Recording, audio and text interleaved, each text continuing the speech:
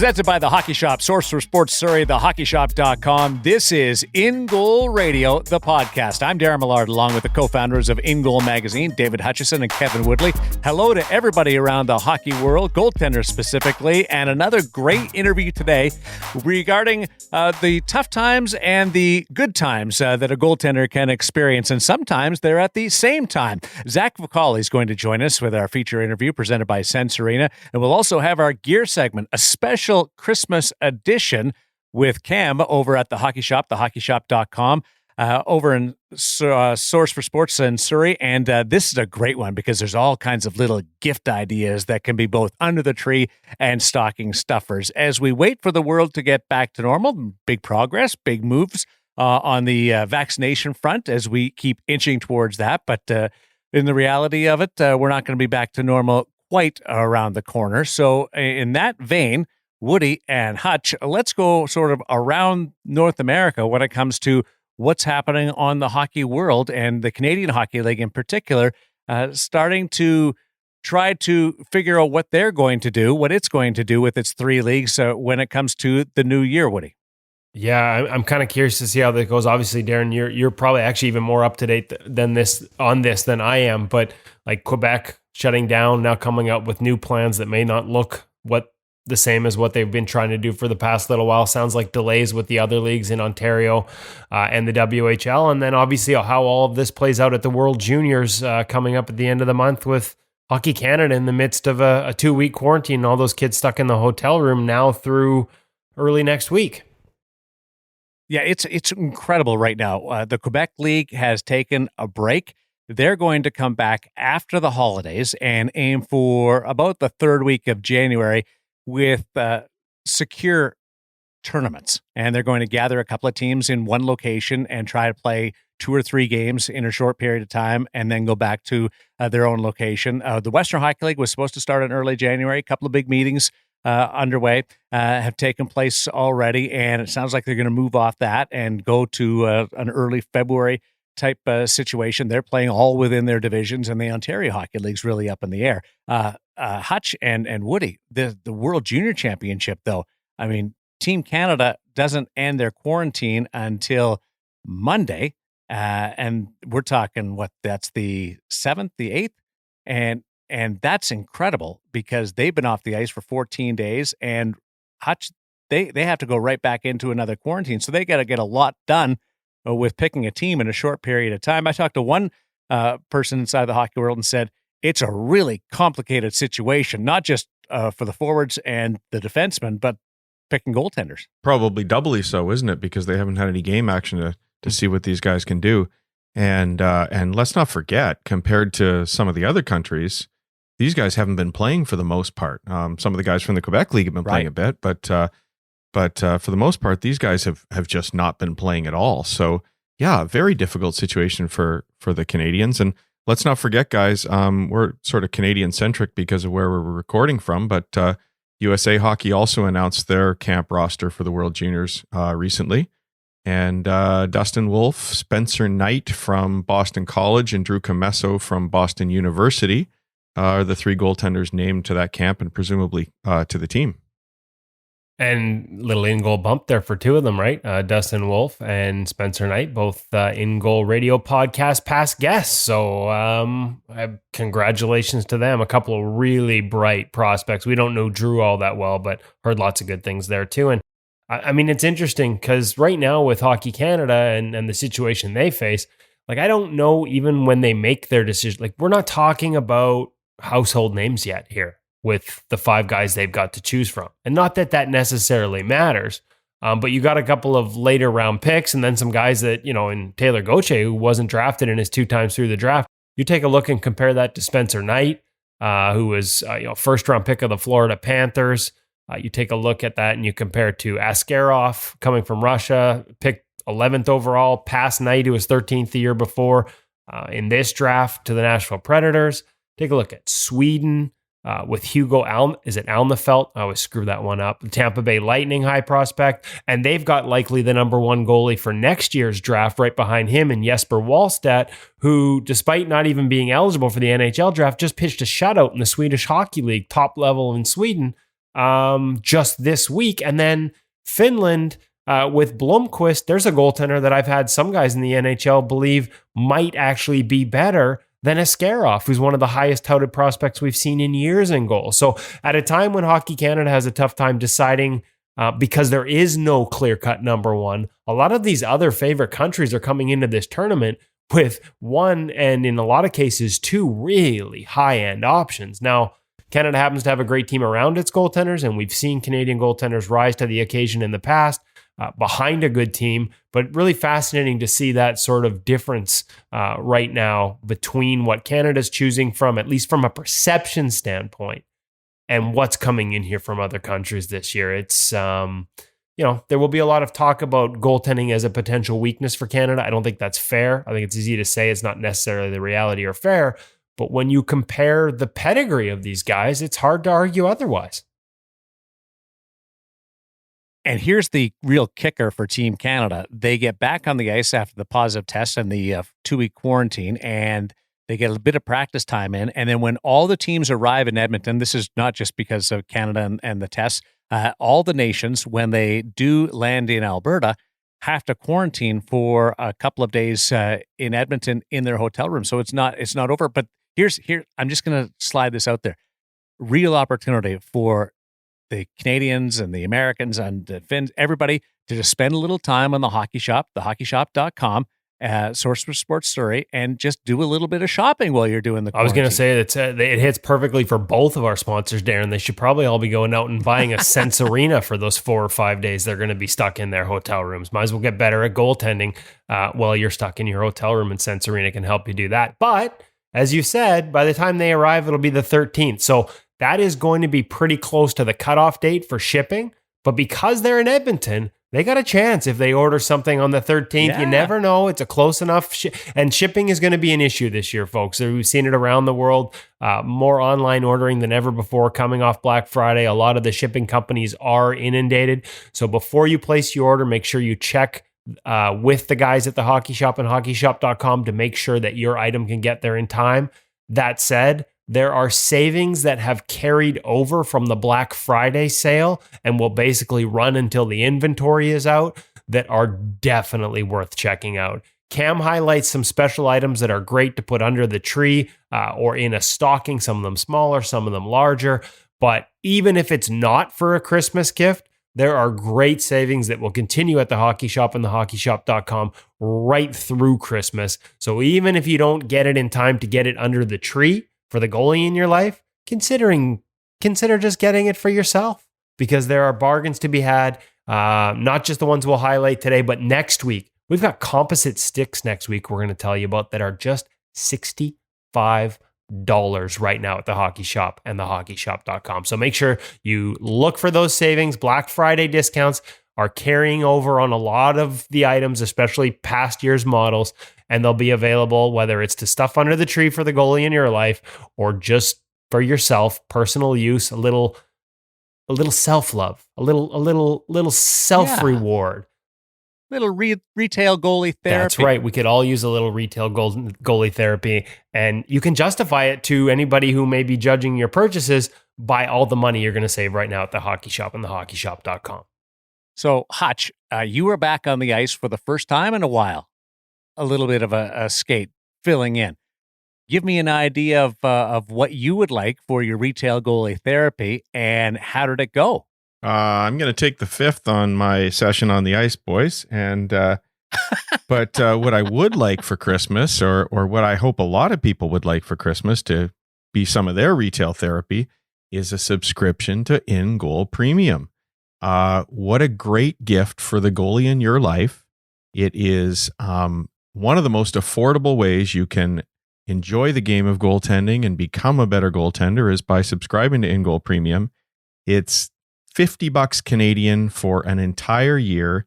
And even better than that, you get access to all of our archives as well. So that means a full year of content the second you walk in the door, plus another year coming. And we've already got, for example, 50 pro reads up there with NHL goaltenders walking us through their saves, teaching us how to read the game. You could be giving that to the favorite goalie in your life.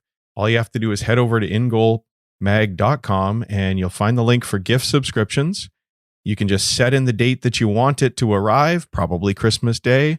You can set in a little message that you'd like to send, and then your loved one will get a little email on Christmas morning saying, welcome to the In Goal Premium crowd, and we'd love to have you join us. Yeah, there's, honestly, and as Hutch said, it's Canadian folks.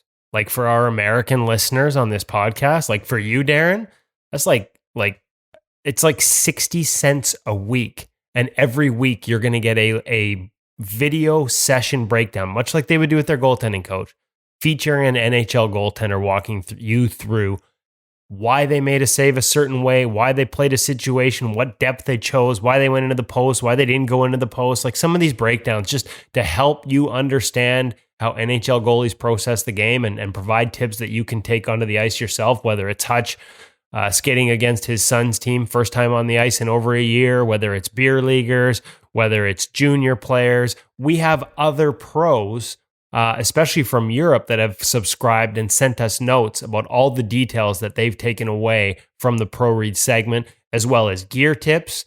We've had pros that have tried our gear tips and custom options in gear, like ways to tweak your gear. They've tried that.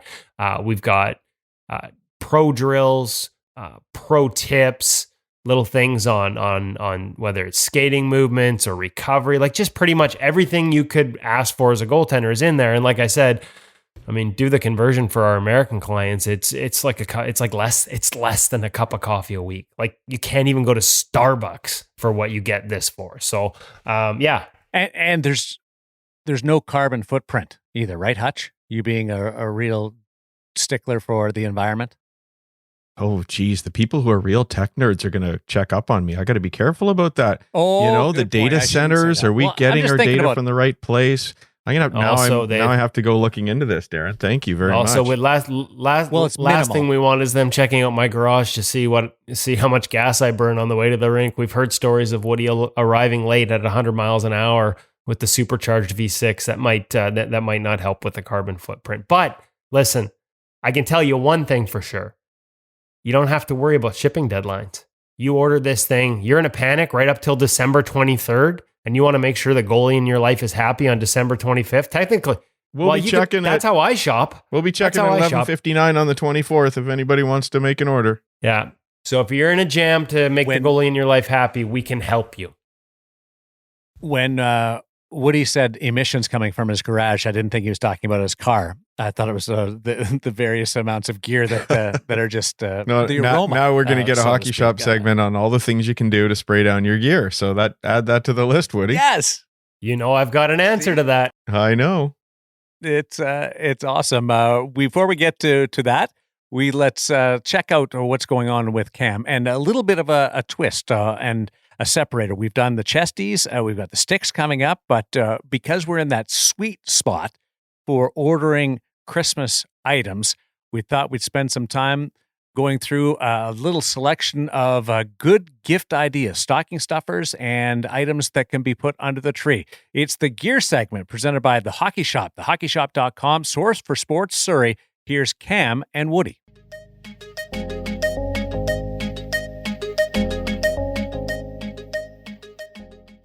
Welcome back to the Hockey Shop, source for sports, here in beautiful Surrey, British Columbia, the suburbs of Vancouver. Of course, you can find them at thehockeyshop.com. It's December, and that means we're going Christmas shopping with Cam.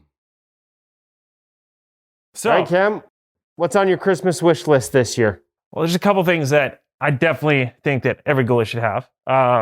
First of all, why tape your stick when you can just add a grip right to the top of it? Tacky Mat grips, perfect for that goalie. Always looking for a little bit better grip inside my glove. One thing that we've highlighted before. Ooh, we know these. We'll definitely go for a lizard skin glove. In the bin. What else do I need? Lizard skin gloves. Of course, we've had reviews up at these at ingoalmag.com before. Just gives you a little extra grip. What's the price point on these right now, Cam? You are looking at $30. Perfect stocking stuffer or for under the tree. All right, what's next? Well, if you're like me, you sweat a lot when you play. It's always good to have extra sweatbands. And that's one thing that we got a lot of at the shop right now. If you're like Cam, you actually sweat a lot just filming this segment every week. Sweating huge right now. Definitely add that to the Christmas wish list. And not just because he's a heavy sweater, but because he's nervous. And because I like the thought of additional protection, goalie block in particular. Keep your fingers safe. Of course, we've talked about the goalie block before. We've seen it on Sergei Bobrovsky's stick, even on his practice stick. Technically, actually approved. Folks don't seem to know this, but approved for NHL use in games. We haven't seen a guy actually pull it out, but Kay gave that seal of approval quietly last year. So goalie block is another perfect stocking stuffer for the goalie in your life. What's next? One more quick hit accessory. Oh, we like quick hit accessories. Toe ties. Elastic toe ties in particular. This one's for you, Darren Millard. The Bauer elastic toe ties, I find these work great. They go on to basically any pad. You're removing your stock laces and attaching these guys in. They just tie them via a knot. Great to help relieve stress off the hips. It's much quicker and easier to do up. And just an awesome little stocking stuffer. Okay, so do you still have the Bryans as well for those that want to maybe try? That was another model that we had looked at quite closely. As an alternate option as well, and especially if you're a Bryans fan, we also carry the Bryans elastic toe tie. And of course, what we liked about that one was the fact that you could actually add a little gap quite easily using the leather tab at the top. You can slide it down and sort of create a toe tie gap on your pads. And again, much like the Bauer, it will fit on pretty much any pad. So there's a good example of it for those watching on the simulcast. There's a good example of what it looks like, and you can slide that little leather tab up and down to create. Because some guys, even with the elastic, still want to have a bit of a gap there. Perfect, Cam. So your basket's filling up pretty good there, Cam. You know what? I think this all seems pretty pennies in comparison to kind of what I was thinking, though. Big ticket item time. Big ticket item time. Because what's Christmas without big ticket under the tree? I think it's time for some pads. We have the CCM P2.9 on clear out. We have some good sizes, some good colors off the wall. Not usually the hugest Boston fan, but I think this colorway is kind of nice, so we'll go with that. CCM P2.9 is, of course, the step down from the Premier 2, and with the Access line now, and of course you can get Access pads and E-Flex pads from top line down to the lower lines, all at thehockeyshop.com. But with the Access line out, the Premier line is on sale. What kind of savings are we talking about here, Cam? Close to half off. And still plenty of stock left. So for P2.9, P2.5, and it looks like they've even got a couple of Premier 2 Pro pads up at the top on sale. Some great deals if you want to slide a full set of pads. A little tough to get under the tree. Well, a little tough to get in Cam's basket, but you can probably fit it under the tree. Make sure you ask for Cam to help you gift wrap it personally. I've heard he's really good with the wrapping paper. I don't think you want me to wrap your presents. I think one last one, again, sticking with the theme of CCM, the CCM L1.9 mask that we've got on sale too. Great chance to grab a fiberglass mask, tons of protection, make sure your goalie's protected. Seal of approval. That is Cam's Christmas wish list. We'll have a list with links in the show notes and also below the YouTube video for those watching on the simulcast. A lot of this stuff on sale right now. Even though Black Friday is over, a lot of the CCM Premier line, including this mask as well, will be on sale at the Hockey Shop and thehockeyshop.com right through Christmas. When's the latest that we can order, say, here in Canada, Cam, and expect to have stuff shipped and arrive in time for Christmas? You want to place those orders right away, but I think you got about another week before our Christmas cutoff. So around the December 7th to 10th window is when things get cut off? Correct. It gets close. Look for a posting from our mail order team quite soon with the official date. But as of right now, I would say at least, December 7th to that 10th area is about the right schedule time. Well, that has been it for our Christmas wish list, Christmas item wish list. Of course, here at the Hockey Shop and thehockeyshop.com, you don't have to be limited by Cam's imagination. just take a look around as I pan through the store right now. There is no shortage of options. Gloves, sticks are a good item. Tough to wrap, tough to fit under the tree, but talk to many a pro goaltender that remembers getting sticks for Christmas. Jerseys, chest protectors, all the accessories Cam went over, pads, skates. I mean, we're just quite literally here in Goalie Utopia, surrounded by Christmas gift ideas. Cam, thanks for walking us through a few of yours. Look forward to catching up with you again next week at the Hockey Shop, thehockeyshop.com. Thanks, Kev.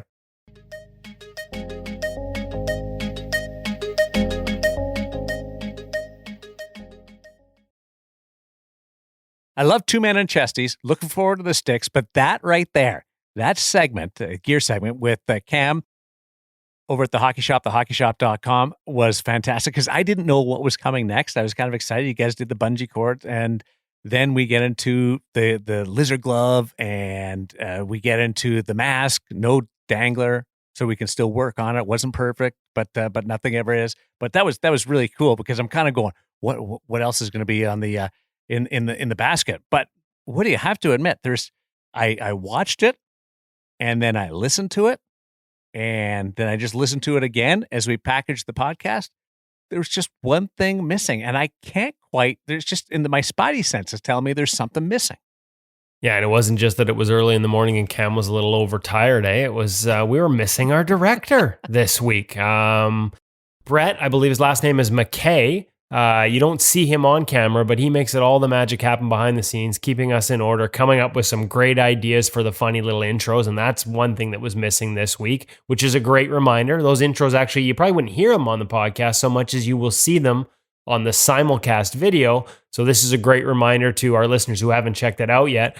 We publish it on ingoalmag.com. When we publish the podcast, we embed the video.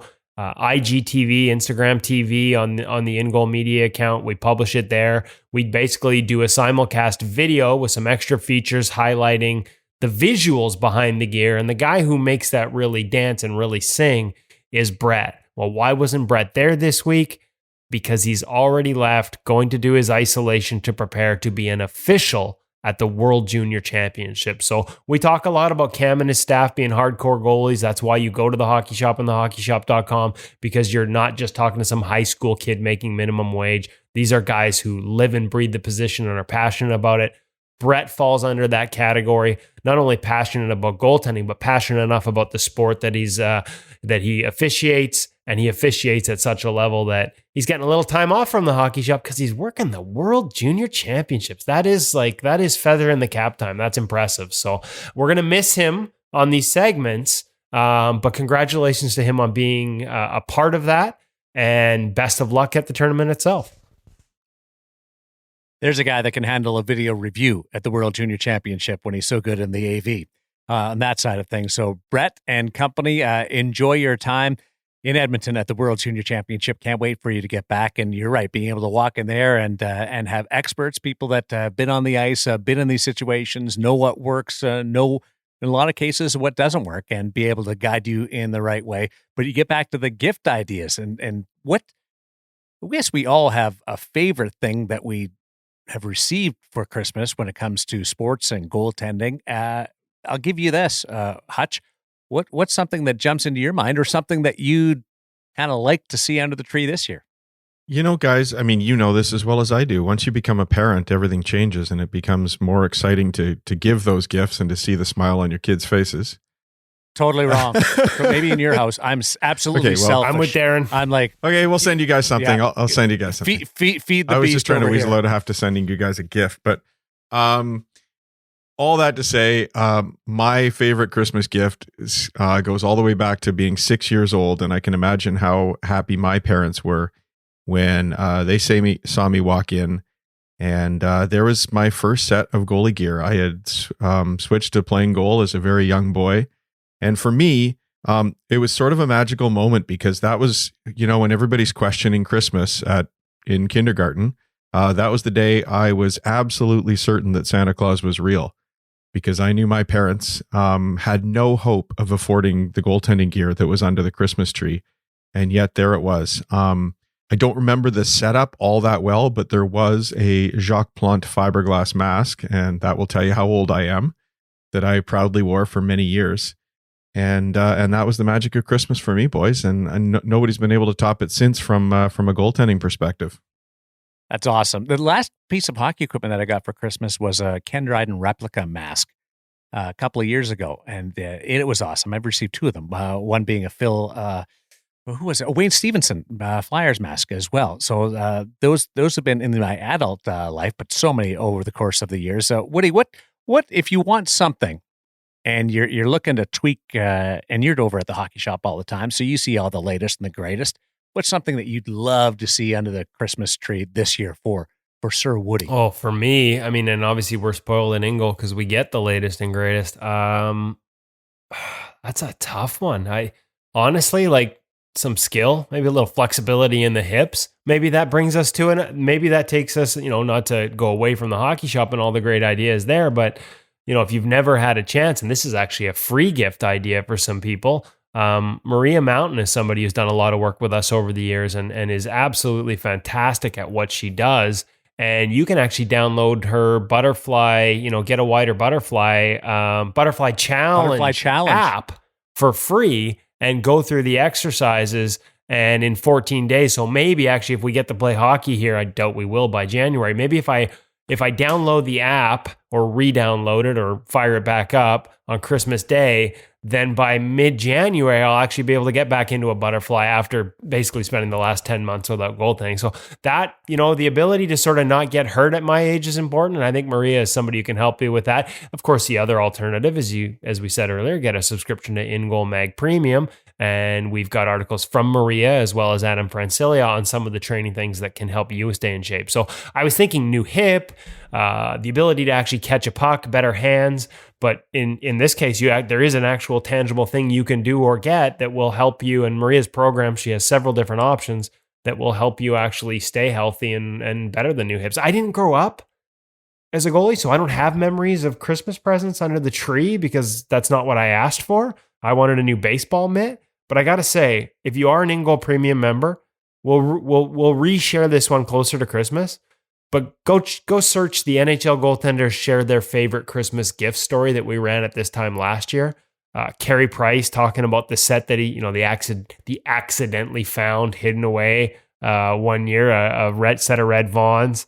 There's so many good stories in there. Phoenix Copley's actually from the North Pole, Alaska, and he's got a great story about a pair of Heatons. Then we got Hedberg from Sweden getting a glove when he was 8 and wearing it till he was 13, long after the best before date.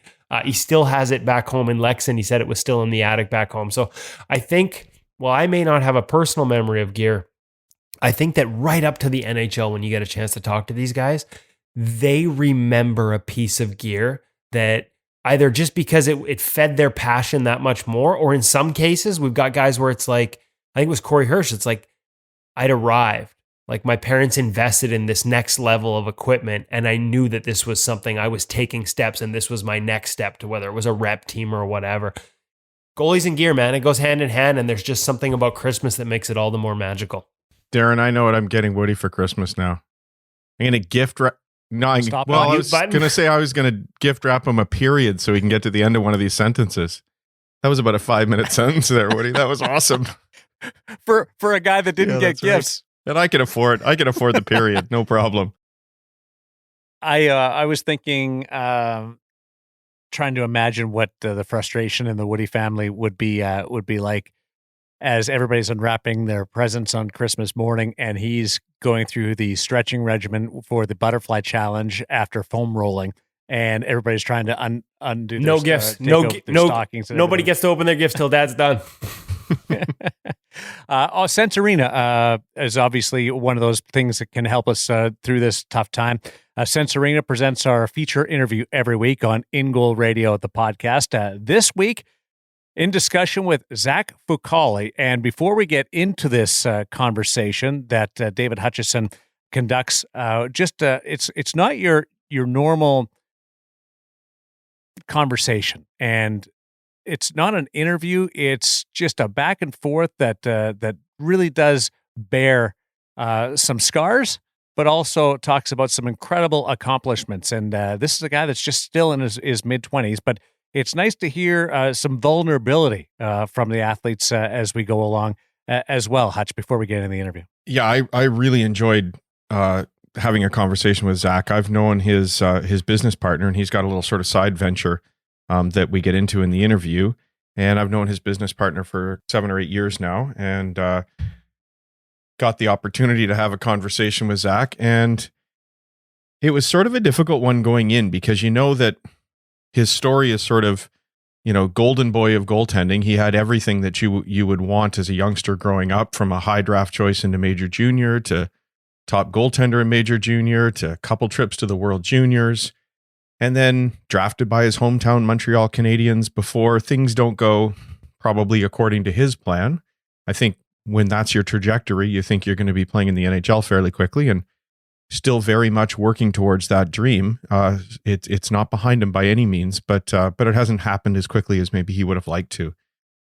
And so to tell that story, I'm just really thankful to Zach. We had a conversation before it. I'm really thankful to him that he was willing to get into that and willing to share those experiences, because, we all look up to these guys in the NHL, and we think that life is all roses and you're one of the best on the planet and living the dream that we all want to live. And we forget that there's a lot of trials and tribulations along the way. And to achieve that dream, everybody pretty much has to experience struggle at some point. I mean, even a guy like Carter Hart, who jumped into the NHL and had success at a very young age, told us about being cut from his midget AAA team and having to spend the season in midget AA and swallow that bitter pill. There are difficult times for all goaltenders, and I'm really thankful that Zach was able to open up. And as you said, Darren, he showed some real vulnerability there. And I think that's something we don't get from professional athletes very often. It is our feature interview on In Goal Radio, the podcast, presented by Sense Arena VR. From gold medals to grinding it out, Zach Fucale in conversation with David Hutchison.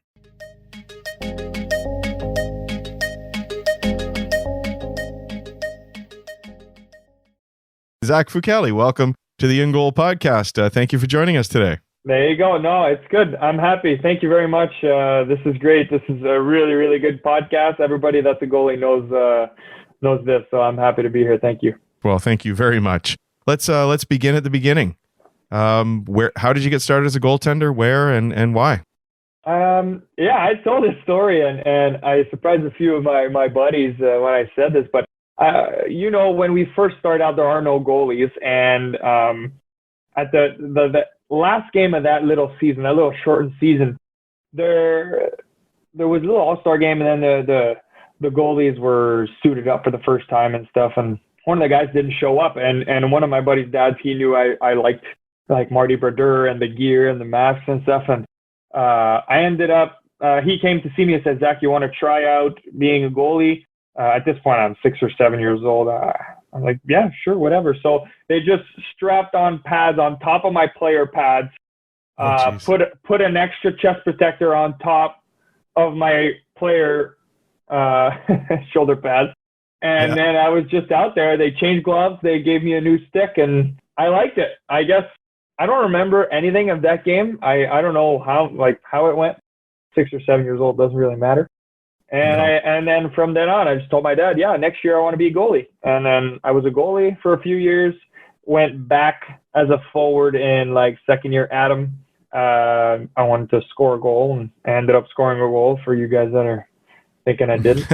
and then after that, yeah, I just came back goalie. I kind of said, yeah, I'm better off just staying goalie. And that's it. That was my story. My buddy's dad knew I liked goalies and Marty Brodeur and at the time it was Josie Theodore in Montreal, and he just came up to me when somebody was missing, and I jumped in and had some fun. Good thing Kay Whitmore wasn't measuring equipment if you had your player shoulder pads underneath.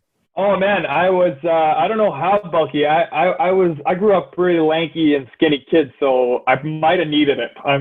There you go. Well, that's a good tip for goaltenders now. You can wear 2 sets. I don't know. Don't run that one through Kay. So you mentioned Marty and Jose. Are those the 2 guys you looked up to growing up? Anybody else? Yeah, I think those were my two main influences when I first started as a goalie, as a young guy. Was Marty Berdeur's helmet and gear. I still have it at home, the Marty Berdeur like signature helmet pretty much. And nice. I also had the white and red Heatons for a year. Those were, I think my dad kept those. I don't know if we got rid of those. So I think my dad kept those. I hope so. And yeah, exactly, legendary. But yeah, and in Montreal at the time was Jose Theodore, and I mean there were some battles in the playoffs with the Bruins and stuff. I can remember that like it was yesterday. So those were my two main influences when I first started. Yeah. Nice. So we've had Marty on the podcast. We got to get Jose and make the trio. Yeah. Sure, I won't say no to that. If you bring me on as just a fly on the wall, I'd be fine with that. That's fun. So the first set of gears the one you really remember are those old Heatons then? Well, I think that was my second set of gear because my first one were DR. They were DR. It's funny because my younger sister was working on a little documentary for school on like her film class, and she showed me one of the pictures she put in there. It was me with like the DRs, like the old. They were like way too short for me. It was hilarious that you mentioned my first set of gear because I saw it last night and I thought it was hilarious.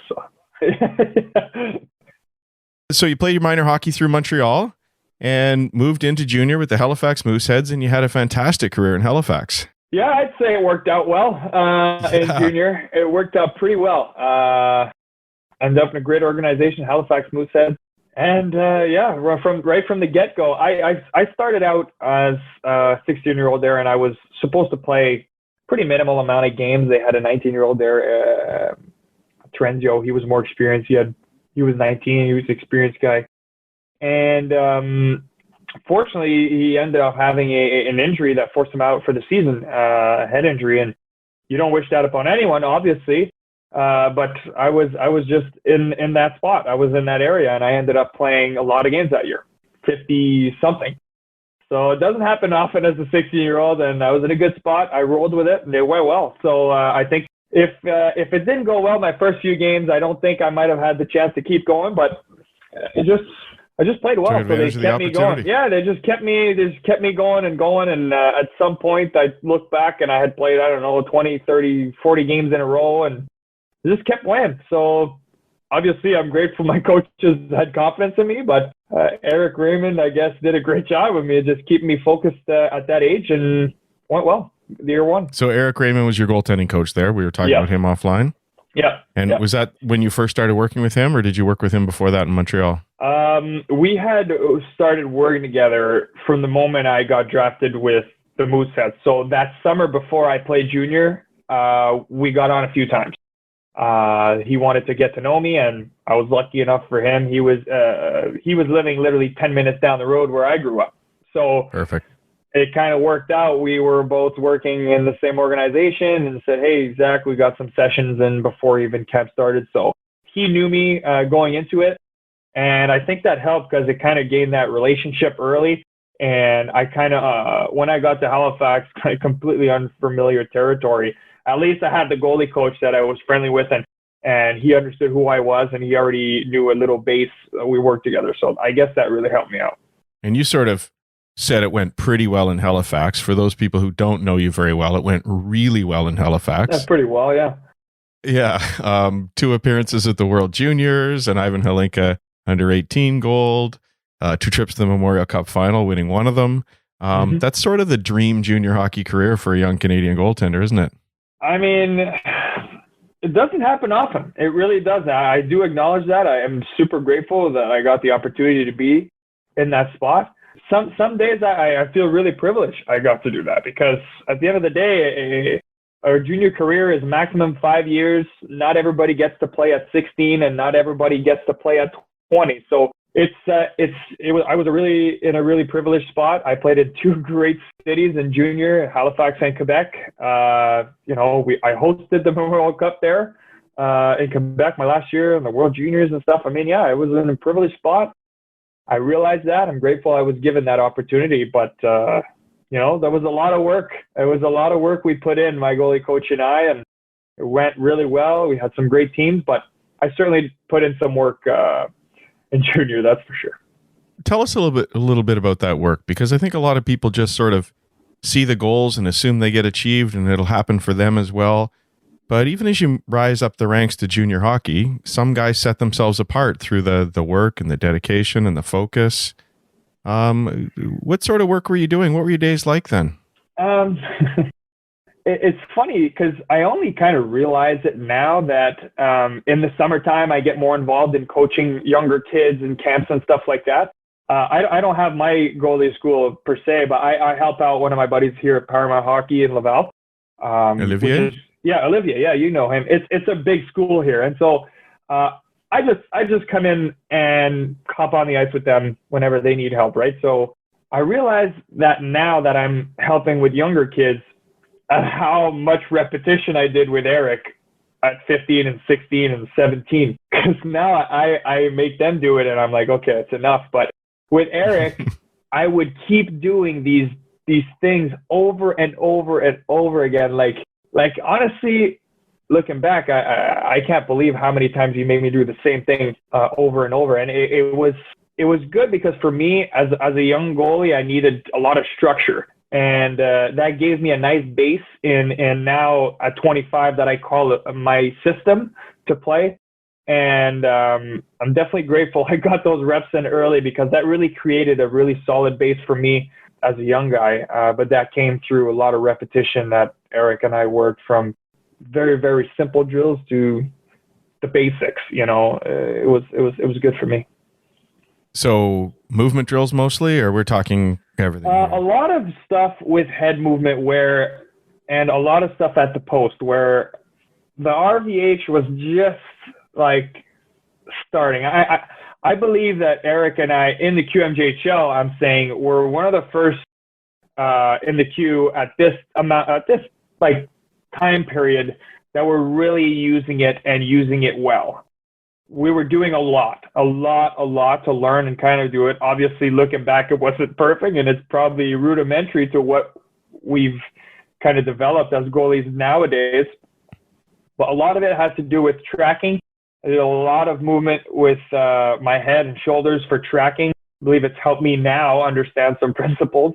But there was a lot of reps in terms of we did a lot of 9-1-1 plays, we called them, where you're down and out and stuff like that, where we would just do repetitions. A lot of timing on breakaways as well, timing and over and over and over. But yeah, I mean, we can go. I don't know if I can really remember the specific drills, but it really kind of resonated or kind of went around tracking mostly, and you know, C-cuts and kind of certain trajectories of the body to finish in either at the post or at a certain area. I don't know. I'm really digressing here. I'm not going on the right No, it's awesome. You got a goalie audience here, so digress away. But what I'm saying is it was very axed on tracking and sounds like you're a little ahead of the game, both in terms of the RVH, which you're talking about, but tracking is, you know, something we've been talking about here for 2 or 3 years, but not for 8 years. When I was 16, not many people were talking about that and your chin and your shoulders. Now it's mainstream. Everybody's talking about that, but that's when I was really introduced to it back then. And my buddy Eric Comrie, we played together the World Juniors and stuff, and right. he was one of the guys with Lyle that really, I'm going to say, pioneered or really started intensely on this. And since I was close with Eric at 18, we ended up having some pretty good conversations on that too. Oh, nice. Yeah, he's a fantastic guy who's been great with us over the years. Oh, yeah. And so that must have been an interesting relationship as a young 16-year-old working with your goalie coach, because it sounds like the two of you were exploring some of this stuff together for the first time. Bit of a collaborative relationship. Yeah, I'd say so. Eric is definitely dedicated to the craft because we spent countless hours doing videos on video sessions on a bunch of different goalies. But a lot of the stuff has to do with Kid Henrik as well. But we watched every single goalie in the NHL. Some days we would sit for hours and just watch the goals of the night before that happened. And this was just our little routine where we would kind of, how can I say this? I'm French, right? So I'm trying to find the right word. But we would always try and put our fingers on certain things to work on from all the goals we saw from the night before. And then we would watch all those things, and then we would save them and watch them, and film practice and watch it, and then games and then watch it. And the video was huge. We did an insane amount of hours of video as well. But yeah, for me, it was really repetition. And at 16 and 17, 18, I did a shit ton of that. So let's talk about a couple of highlights in the junior career. Team Canada, playing for your country. You actually have, I believe, still hold the record for most wins in the World Junior Championships at 8 over your two years. You look at me like you're surprised by that. I didn't know that, but that's not very many. It's just 8. But looking back, that a World Junior tournament is about 5, 6 games or so. Yeah. So I think that's really great. I'm a lucky guy. I got to be in that situation. What's it like stepping onto the ice for the first time with the red and white on? So you kind of get that feeling that you're representing something big. You're really in something that's bigger than yourself, right? And I had the chance to wear it at the under 17s. That was kind of the first time where at the U17 Challenge, there's 5 clubs usually from Canada. So like there's Quebec team, Ontario, West, and so on. Mm-hmm.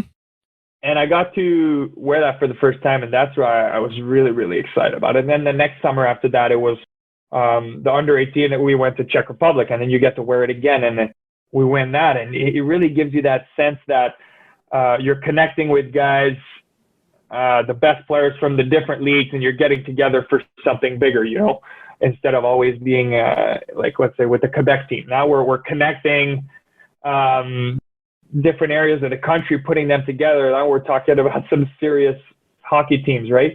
And then you get to the World Juniors at 18 and 19, and now you're really feeling it. Like, I'll give you an example. When we were in Sweden for the 2014 World Juniors, and we played the U.S. there, it was like a home game. Like, there was thousands of Canadians in Sweden, in Malmö, Sweden, to watch our games. Like, I'm going to say a couple of thousand people. And that was wild. And that's when I really realized, like, this is a big thing. This is a big thing. And we lost that year, I don't know, to Russia in the bronze medal game. So we finished 4th that year. Right. It was Vasilevsky on the other side. I don't know if you know him, but we lost 2-1 that game. And it really motivated me for the next year after that, because I was an underage at this point. And I realized how big it was, and we were away, and it really motivated me. It got me focused into a spot where I really wanted to participate in something big. And the next year rolled around, and got another chance to play. And this time it was in Montreal and in Toronto, which was absolutely insane. And we had a great team, man. We connected. Great staff, great team. We just connected in all areas, and went well. We went pretty well. It went very well. Gold medal. How do you balance that desire to step on the ice and enjoy the moment, because this is an experience of a lifetime, and yet there's this intense pressure not only to win, but frankly, in the first couple of games, to keep the crease, because usually each guy gets a shot. There's a lot of pressure, and yet a lot of opportunity to enjoy something incredible. Yeah, that's a really good question, because I said just now how I realized that it was something big and all that, but when you're actually in the tournament, it actually really doesn't feel like that, because I have to give credit to like Hockey Canada in general, because they're really good at taking care of everything. Okay, so you feel like it's just a normal day because everything is like shut out, and I also made a point to really not touch my phone and stuff. Like I had seen like I'm going to say like the abuse that past players have taken for, missing the net once. You know what I mean? Like, you miss the net and then people are bashing. So Canada. I made a point to really not touch my phone as much as I could, which I did obviously, but I didn't really look into it that much. But I'll come back to what I was saying. You didn't feel like it was that much pressure because you were so immersed in what you were doing. Actually, that's how I felt. I was so immersed in what I was doing, and there was really no distraction because Hockey Canada takes care of everything, from your family to people around you to the activities we do as a team and stuff. You didn't really feel it. So for me, I didn't feel that pressure. I just felt privileged to be there. I felt grateful to be in it, and I was just proud to be part of the team. So for me, I was just focused to try and help the team somehow, and I was given the opportunity to play. So did my best, and I'm sure if I was in the other role, I would have just contributed as much as I can in that role as well. So I think that was why we won, is that a lot of people put their egos aside and just put in the work for the team, and that's why it went well. Yeah, that's something we hear often when people talk about successful teams, is especially for Canadians where there's such deep roster as possible, is that putting the ego aside, accepting a role. For you, being number one is a nice role to have. What do you take out of that when you're working with some young kids? What do you talk to them about in terms of helping them become better goaltenders? When I'm working with young kids nowadays, I tend to try and make them realize how important just the fundamentals are. Like now that I've been in like the pros for a few years, I've been through the ringer, as I say. Like I've been in the different leagues. I've seen the World Juniors. I've seen a lot of different things. I just realized that I was lucky enough to be shown all the fundamentals really early, and sometimes we try to get ahead of ourselves, but you can't. There's a lot of steps and process that goes through a career to make it to the NHL or even have success at the NHL. So I just try, just to answer your question, what I try and kind of share to the younger goalies is just don't look too far at, just look at the little fundamentals, create a little system of your own, create a little system that works for you and stick to that, and don't try and just change your game and do what Pecorino did last night and quick and all that, like, because you can't do it all. We're all different, and we have to have our own little system. If you look at every goaltender in the NHL, they're literally, you can see it. You can tell what type of system they actually play, and that gives them success. Well, it's true for a young guy too. Just try and explore what really works for you and create a little mini system of 3 or 4 or 5 things max that really work for you. Just stick with those things as a circle. It just help you. That kind of makes sense, because as young goalies, we see like all these guys in the NHL, they do this, they do this, they do this, and then we get lost. And I've made the mistake of trying to change my game too much, and just doesn't work at the end. If you try and do everything, you're doing nothing.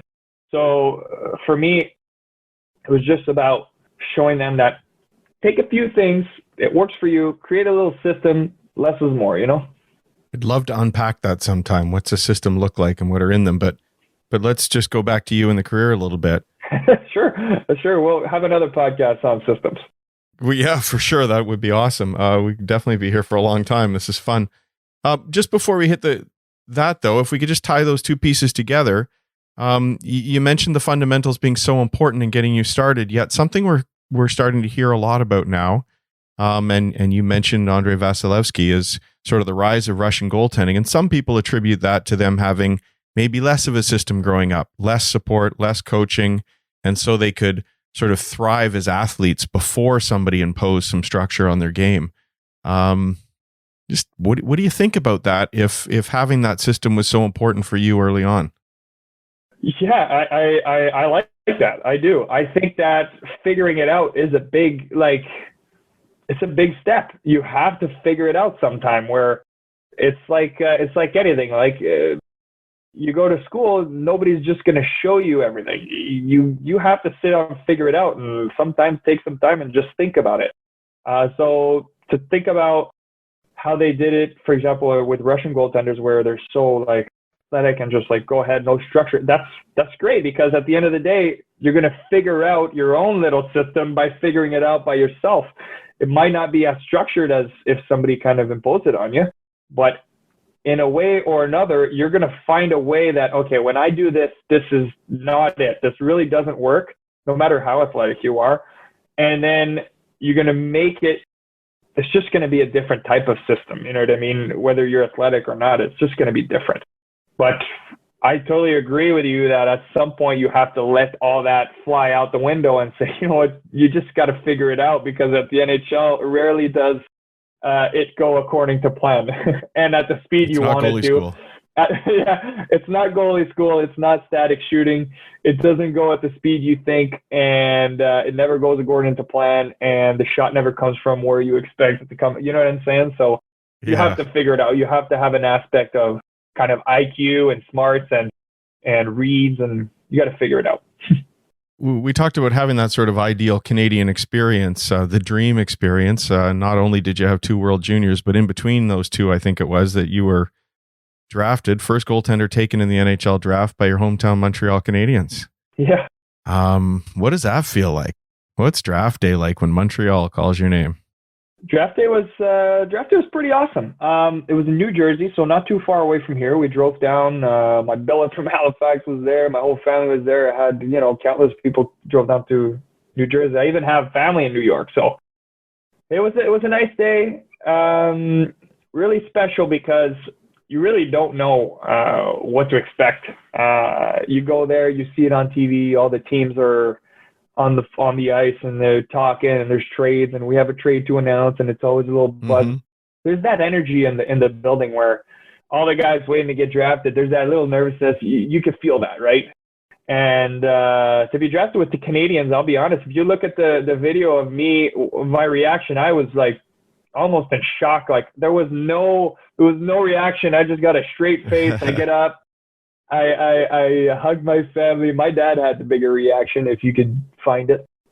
Yeah, it was really special because at first I didn't really realize what was going on. And then when they gave me the Montreal Canadiens jersey, that's when I realized, like, Jesus, this is like my dream from when I was 6, 7, 8 years old and playing mini sticks downstairs. Yeah, it was really special, man. I had a lot of people there.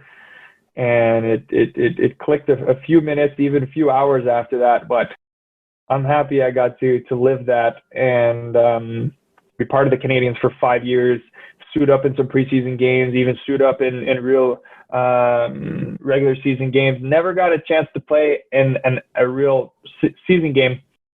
But you know what? I was in those preseason games. I've been on the team for a short period of time, but it helped me learn a lot from that experience. And now that I moved on in other spots, it all started on draft day, man. And it's been a hell of a ride. It has been a hell of a ride, but it hasn't been what you expected, maybe. When the dream changed, and you're the one who said that the shots don't come where you expect them to come from in the NHL, and maybe some other things haven't come the way you expected them to come. What's it been like?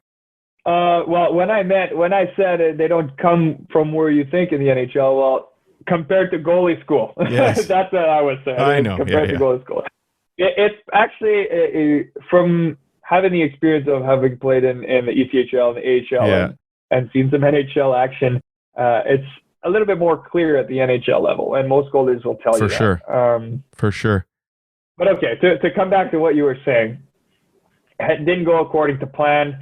Yeah, for sure. I mean, if you asked me at 18 when I got drafted, I would say, hey, look, I got a lot of work to do.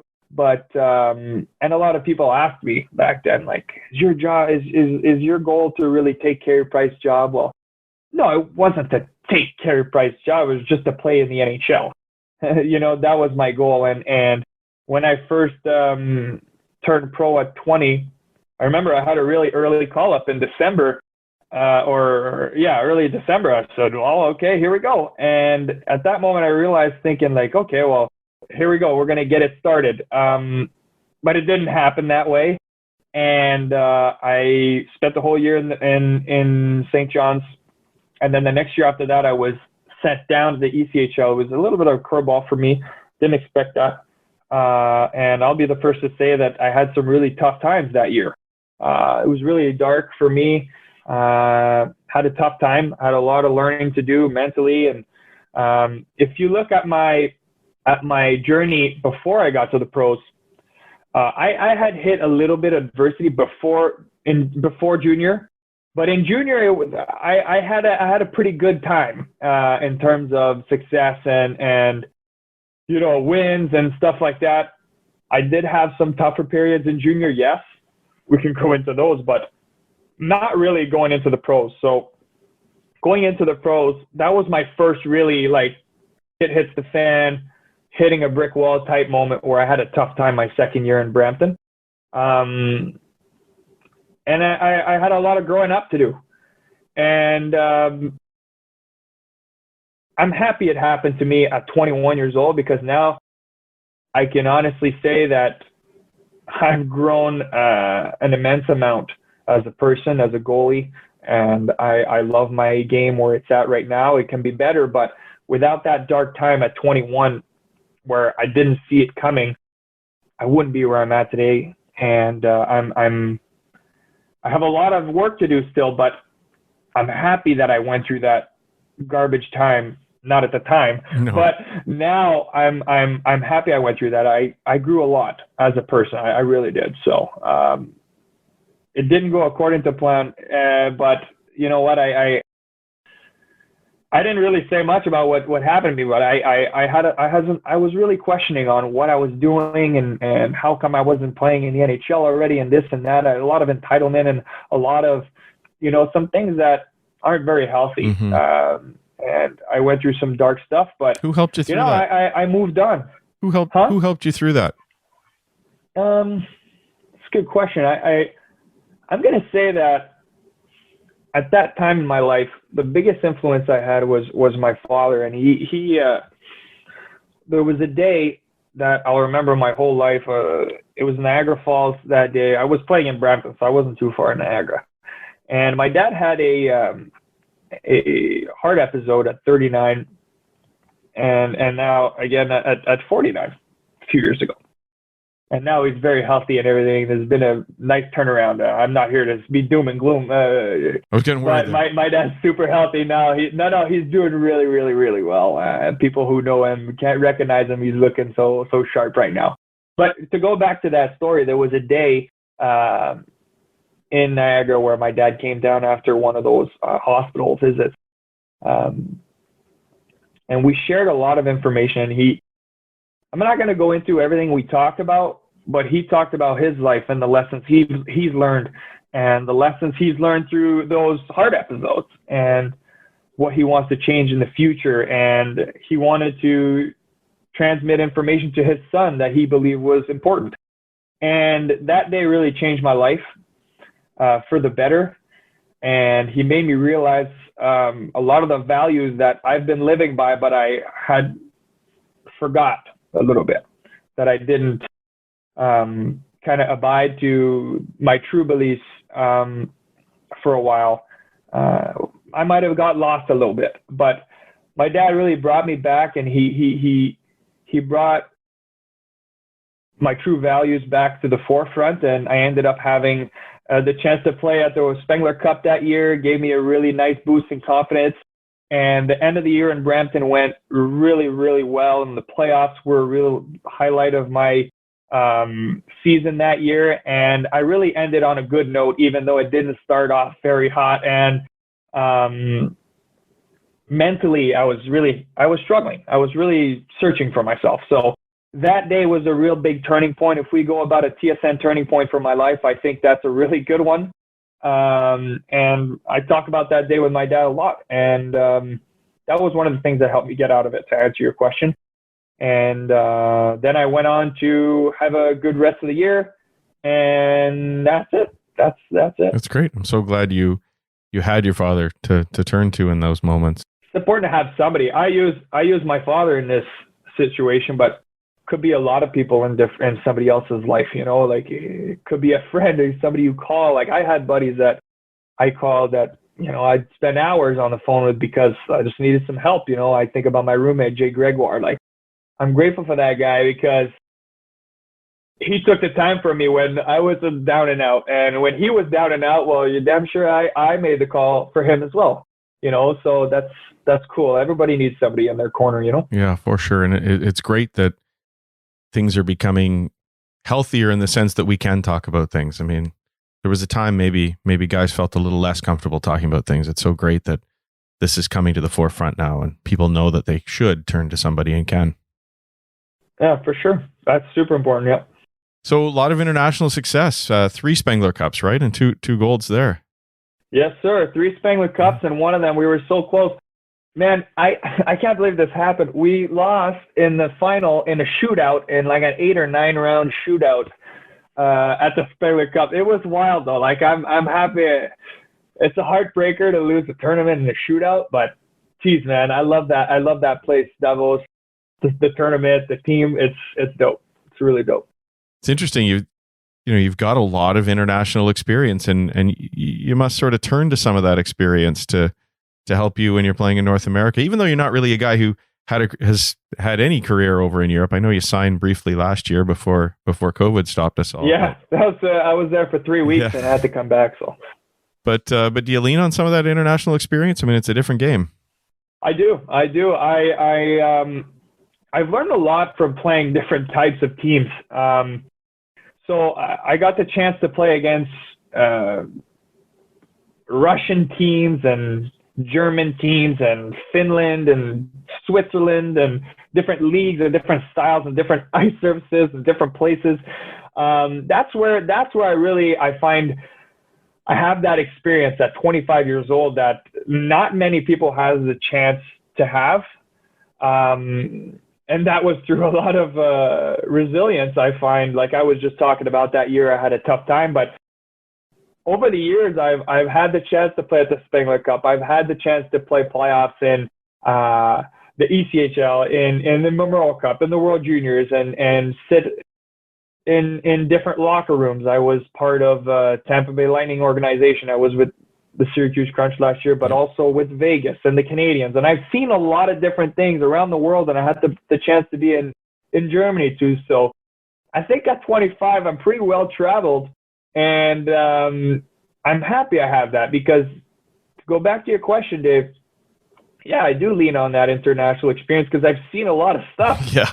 I've seen a lot of different styles. Yeah. I've seen a lot of stuff internationally.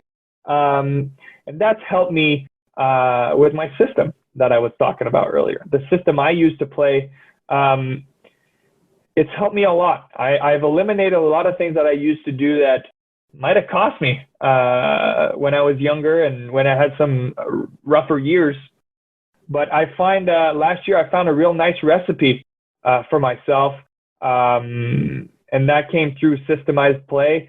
And yeah, I learned a lot. But yes, that international experience. Well, you brought it back to systems here. So what are a couple of the ingredients to Zach's system? What have you learned to not do anymore? Well, you know what? It's way more simple than you think. Like there's usually 3 or 4 things in everybody's game that really is recurrent, and it just comes down to writing it down for me. Like I had to really write down for, I don't know, a full year in a row where I was analyzing my games and I was saying, okay, well, this game was garbage. What happened? What did I do? What was I focused on? What did I do?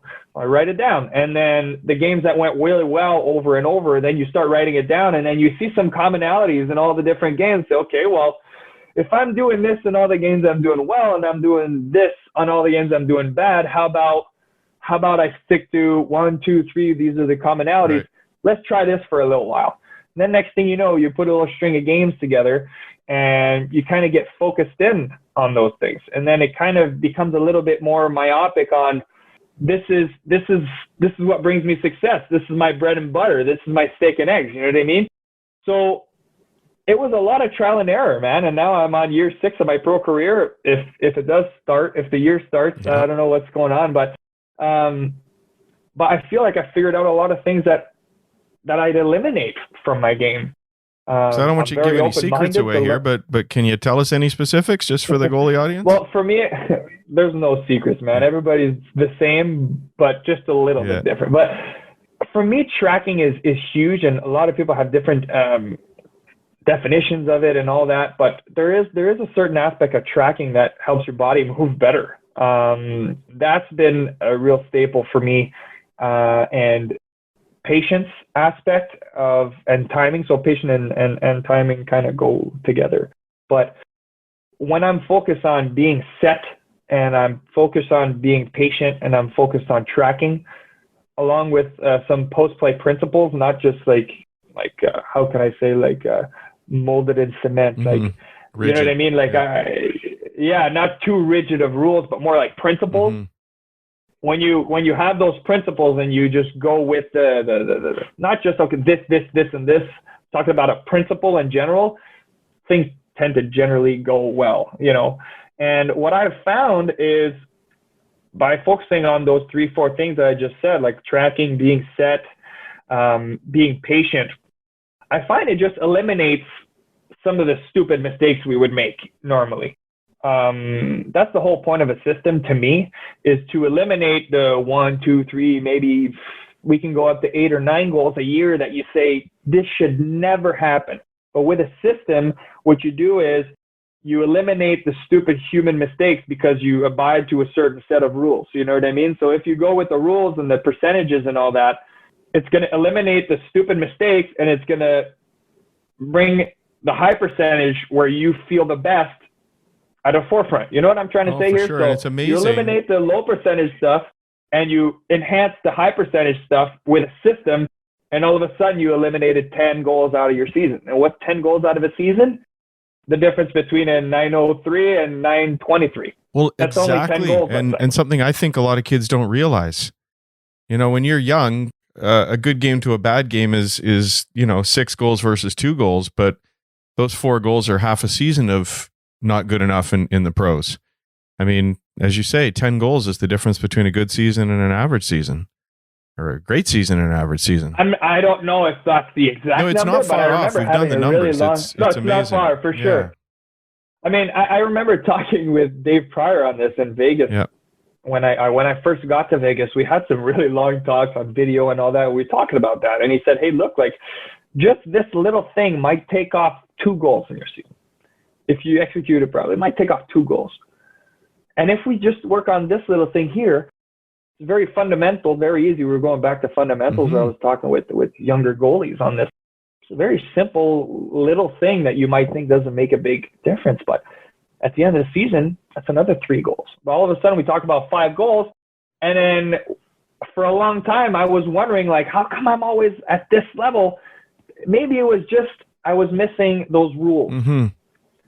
Maybe I was just missing those little rules that I imposed on myself that I knew brought me success. I'm talking about a system again.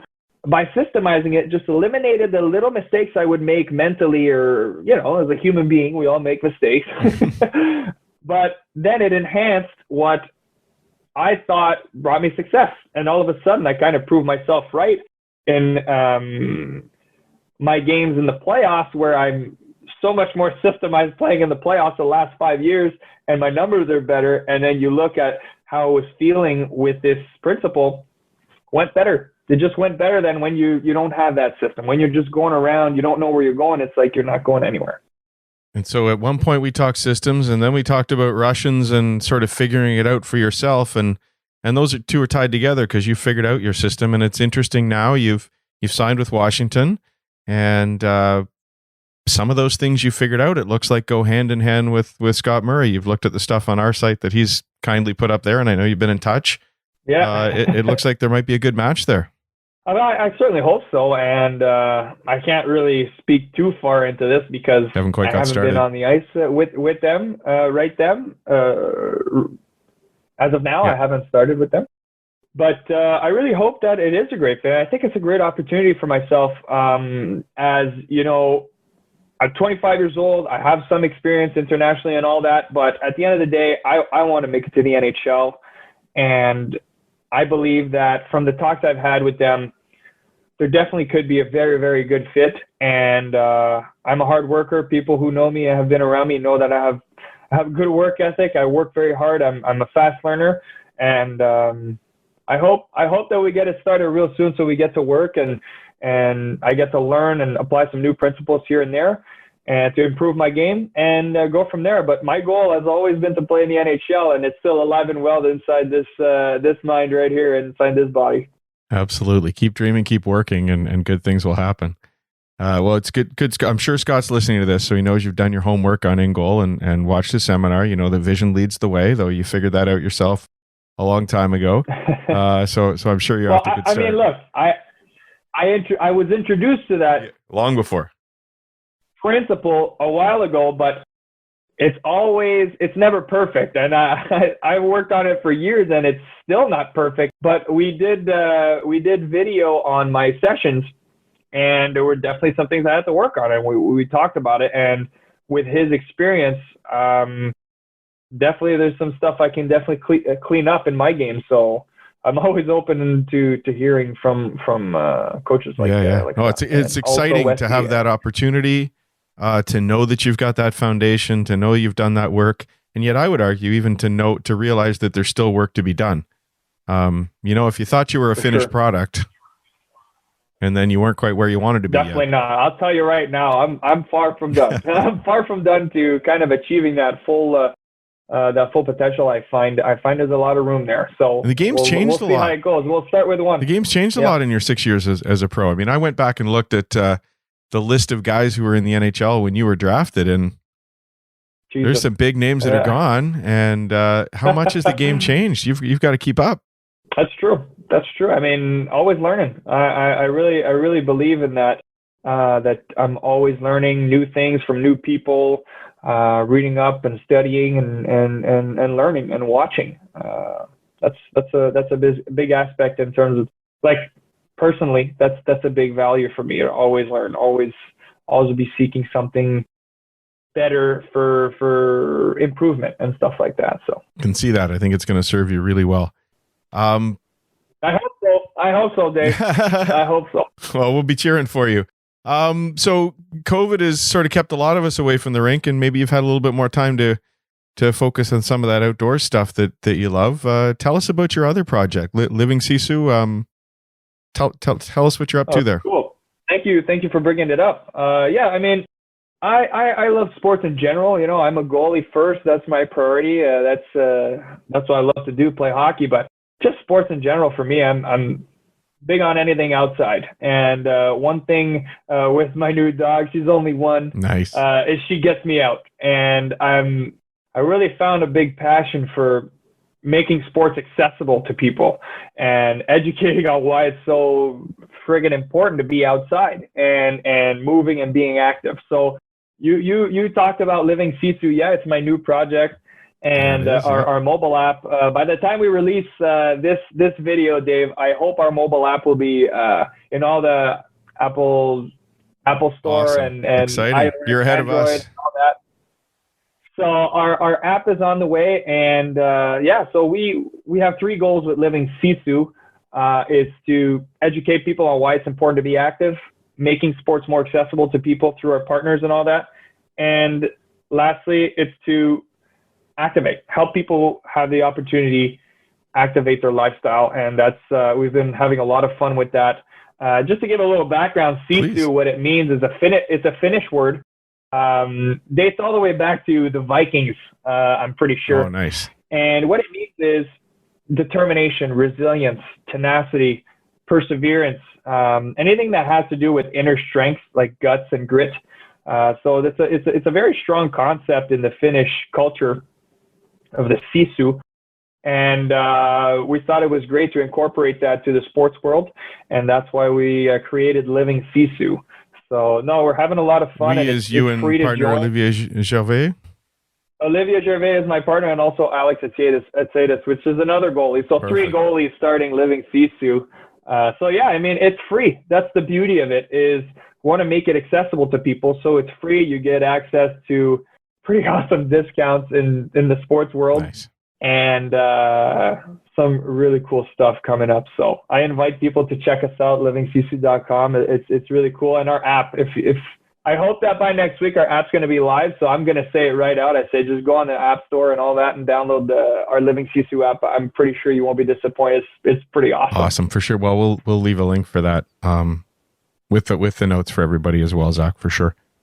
Thank you. Hey, and I noticed one of your partners is Sense Arena. Have you had a chance to check it out? Yeah. I have a Sense Arena here at home. It's pretty dope. What's really surprising to me is this is their first version. Yeah. Like, they just came out with this, and it's pretty impressive for something that just came out, like first version like that. Like, I can only imagine 2-3 years when they kind of develop new things here and there, get a new system in. It's gonna be pretty wild. So I was clearly impressed by it, and they're also one of our partners with Living Sisu. So people, if you want a nice discount on it, which I know right now they got a nice Black Friday sale, but we're working on some cool stuff with Sense Arena, but also a bunch of other different products. Well, every In-Goal member got a discount as well on that. Although I think by the time we publish this, the discount may be gone. Black Friday. Yeah, probably. Black Friday probably with the done. Black Friday. So they actually have a new version of the software that just came out last week. I don't know if you had a chance to check that out. Yeah, but some I did. impressive changes. Awesome. But that's what I'm saying is that they're updating it a couple months in, and the progress is insane. So I can't wait where they bring this.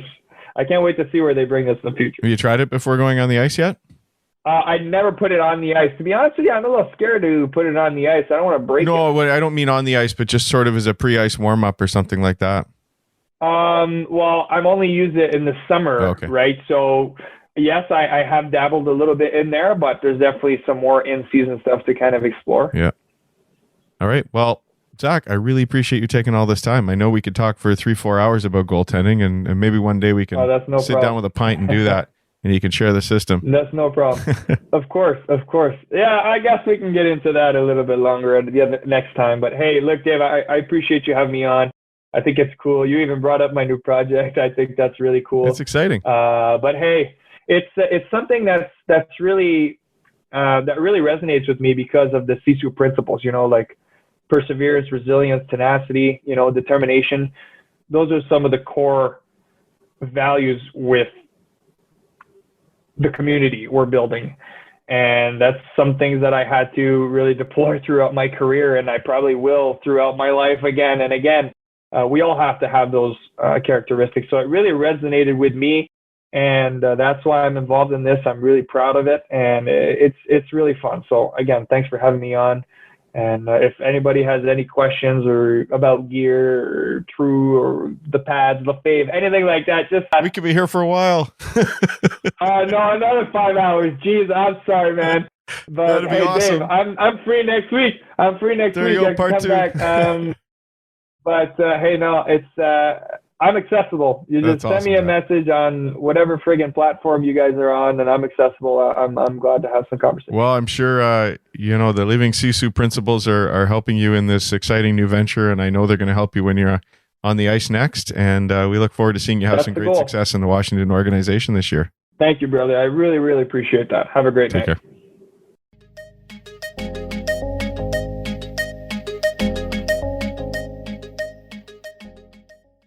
Fun, interesting, kind of bearing soul a little bit, your hockey soul, your goaltending soul with Zachary Fucale, and a fan of In-Goal Radio, the podcast In-Goal Magazine, and we are big fans of him.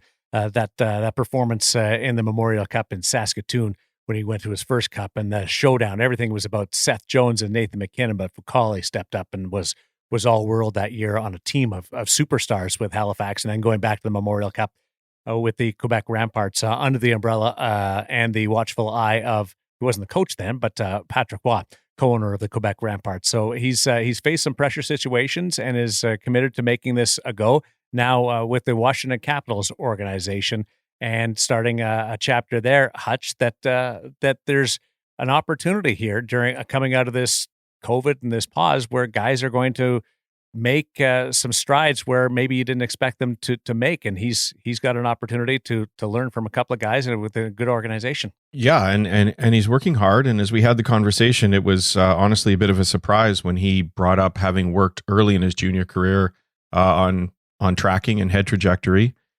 Credited his world junior partner Eric Comrie as one of the guys who introduced that to him. And then, of course, it came up in the conversation that it's going to be a good pairing, I would think, between him and Scott Murray at the Washington Capitals, because that's something he believes in. Vision leads the way, as he says in the seminar that we presented over at ingolmag.com. Something Zach told me that he'd watched every minute of in preparations for the season. I think he's deadly serious about making this his best year ever. And I think that belief in tracking for him and Scott's background is going to be a really good marriage for the two.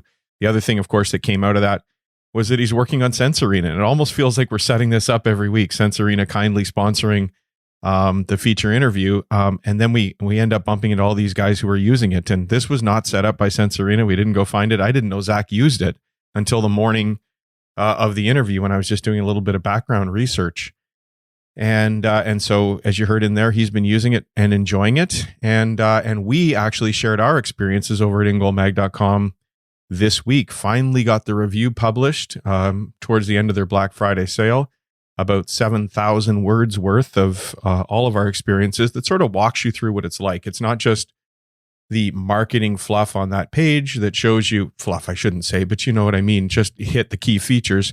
We walk you through the whole thing, what it's like to pull it out of the box for the first time, get it up and going, what your experience is like as you walk through it, how you would use it in your training.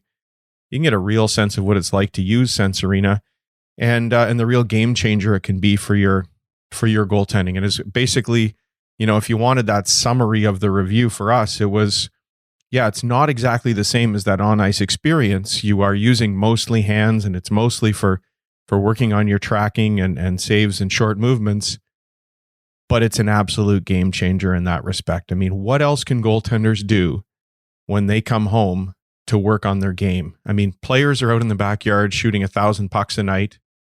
Goaltenders are juggling, bouncing a ball off the wall. Those things are all really important, don't get me wrong, but this is a game changer in terms of what you can do away from the rink to make yourself a better goaltender.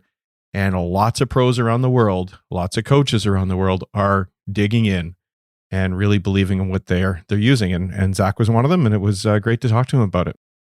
And I think that we're only going to increase the number of times we run into this anecdotally. As much as the Elvis Merzlikins interview was one that the Sense Arena crew helped us set up, I think just guys we talk to are increasingly going to be also using this, because guys I talk to and guys we talk to are asking me about it. And so they're interested in it and they're going to want to try it. I haven't had a chance to use it. Hutch, I'm actually quite grateful that I had a chance to read your review before mine arrives, because it gives me an opportunity. It really was like a how-to manual. I have a better idea of what to expect. And I know that the setup, judging from other people who've gone through it, can be at times a little trying, and me and technology, but you sort of helped walk us through not only what that setup's like, but then what the environment's like once you arrive there and how to use it.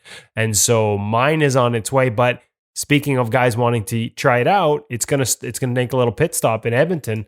For the Edmonton Oilers, goaltending coach Dustin Schwartz is going to check it out. Some guy named Carter Hart's going to check it out for us and give us some feedback on it before it makes its way here. So I think as you see guys like that asking about it and wanting to try it out, I think we're going to run into more and more of these conversations where this just becomes a day-to-day for these guys. And, part of this is, we've heard a little bit of this. It's not cheap. Right? Like let's be open and honest. We had a great sale on the Black Friday where you could get the unit, the actual goalie to go box for pretty much less than it would cost you to buy the headset. But the monthly subscription at $90 for over the course of a year is not cheap. I think what you have to do is think about what Hutch just said when you're considering that. Yeah, okay, $90 a month is, it's more than an In-Goal Mag premium subscription for sure. But what would it cost you to get on the ice one extra time in a month? It'd be a lot more than $90. And you sure as heck wouldn't be able to go out and do those drills, say, 20 times in a month or 30 times in a month like you would with a Sense Arena. So it really is, if you see it as that training tool possibility, the value of that $90 in terms of the use you'll get out of it when you compare it to what it costs you to actually be on the ice and experience the same thing for real, I think it starts to explain itself in a hurry. And just a reminder, guys, as we're asking everybody to get out there and share the gift of In-Goal. All the reviews, including the Sense Arena review, all of the podcasts, including the video of Cam and Woody in the basement of Goalie Utopia, are open and unlocked over at ingoalmag.com. So while all the feature articles and the pro reads and so on, you need to be a subscriber to, you're still welcome to head over there and read that full review, to watch the podcast and so on, whether you're a member or not. I want to get back to Woody. He's going to get a game used Carter Hart. I hope he gets it signed. Sign the headset, Carter. Yeah. To my buddy Woody. Yeah. Keep your head up. Something like that.